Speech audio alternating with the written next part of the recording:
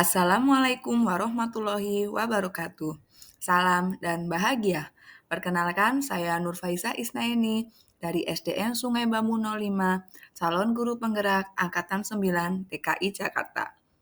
Pada kesempatan ini, saya akan memaparkan mengenai koneksi antar materi modul 2.1, yaitu pembelajaran diferensiasi.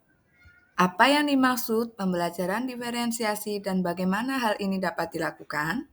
Menurut Tomlinson, pembelajaran diferensiasi adalah usaha menyesuaikan proses pembelajaran di kelas untuk memenuhi kebutuhan belajar individu setiap murid.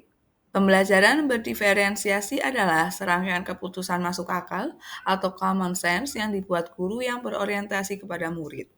Keputusan-keputusan yang dibuat terkait dengan 1. Kurikulum yang memiliki tujuan pembelajaran yang didefinisikan secara jelas. Lalu kedua, bagaimana guru menanggapi atau merespon kebutuhan belajar muridnya. 3. Bagaimana mereka menciptakan lingkungan belajar yang mengundang murid untuk belajar dan bekerja keras untuk mencapai tujuan belajar yang tinggi. Serta 4. Manajemen kelas yang efektif. Dan 5. Penilaian berkelanjutan. Pertama, kurikulum memiliki tujuan pembelajaran yang didefinisikan secara jelas. Hal ini berkaitan dengan bukan hanya guru yang perlu jelas dengan tujuan pembelajaran, namun juga muridnya. Yang kedua, bagaimana guru menanggapi atau merespon kebutuhan belajar muridnya, dan bagaimana guru akan menyesuaikan rencana pembelajaran untuk memenuhi kebutuhan belajar murid tersebut. Misalnya, guru perlu menggunakan sumber belajar yang berbeda-beda, teknik yang berbeda, dan penugasan serta penilaian yang berbeda. Lalu bagaimana mereka menciptakan lingkungan belajar yang mengundang murid untuk belajar dan bekerja keras untuk mencapai tujuan belajar yang tinggi? Ini dimaksudkan untuk memastikan setiap murid di kelasnya tahu bahwa akan selalu ada dukungan untuk mereka di sepanjang proses belajar mereka. Kemudian dalam manajemen kelas yang efektif, dimaksud bagaimana guru menciptakan prosedur, rutinitas, metode yang memungkinkan fleksibilitas, namun juga struktur yang jelas. Sehingga walaupun mungkin melakukan kegiatan yang berbeda, kelas tetap dapat berjalan secara efektif. Lalu, di sini ada penilaian yang berkelanjutan. Bagaimana guru tersebut menggunakan informasi yang didapatkan dari proses penilaian formatif yang telah dilakukan untuk dapat menentukan murid mana yang masih perlu bimbingan atau murid mana yang sudah terlebih dahulu mencapai tujuan belajar yang ditetapkan. Pembelajaran berdiferensiasi haruslah berakar pada pemenuhan kebutuhan belajar murid dan bagaimana guru merespon kebutuhan belajar tersebut. Kemudian, bagaimana penerapan pembelajaran diferensiasi di kelas? Yang pertama, dilakukan oleh pendidik, yaitu menentukan tujuan pembelajaran.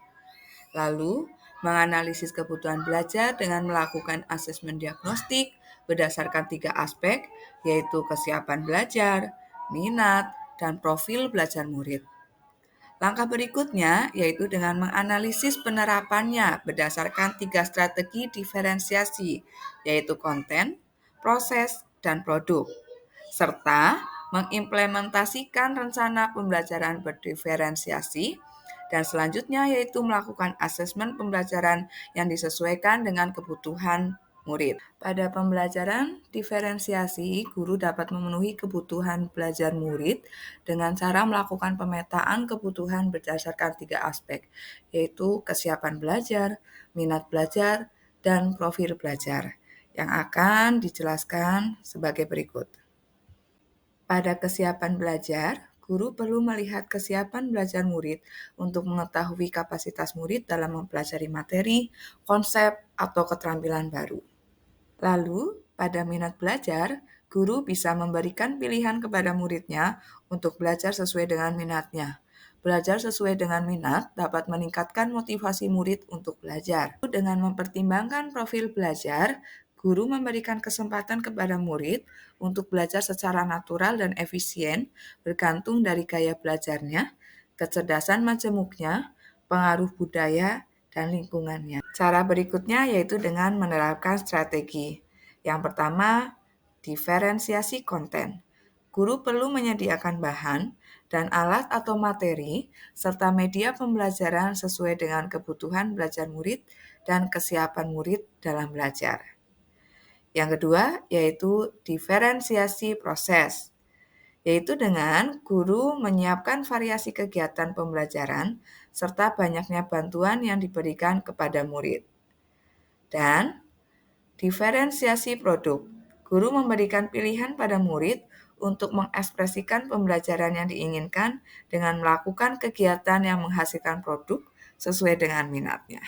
Kemudian, bagaimana koneksi antar materi pembelajaran diferensiasi dengan modul lain di pendidikan guru penggerak yang dipelajari? Pada modul 2.1 tentang pembelajaran berdiferensiasi, guru harus dapat memenuhi kebutuhan belajar murid melalui pembelajaran berdiferensiasi yang dapat mengakomodir keberagaman murid melalui pemetaan kesiapan murid, minat, dan profil belajar sehingga dapat mewujudkan pembelajaran yang berpihak pada murid. Hal ini selaras dengan modul 1.1 yaitu tentang filosofi Ki Hajar Dewantara. Menurut Ki Hajar Dewantara, pendidikan menuntun segala kekuatan kodrat yang ada pada murid agar mencapai keselamatan dan kebahagiaan setinggi-tingginya. Tugas kita sebagai pendidik yaitu menyediakan lingkungan belajar yang memungkinkan setiap anak dapat tumbuh dan berkembang secara maksimal sesuai kodratnya masing-masing. Kemudian, pada modul 1.2 yaitu nilai dan peran guru penggerak. Pada pembelajaran berdiferensiasi, erat kaitannya dengan mewujudkan kepemimpinan belajar.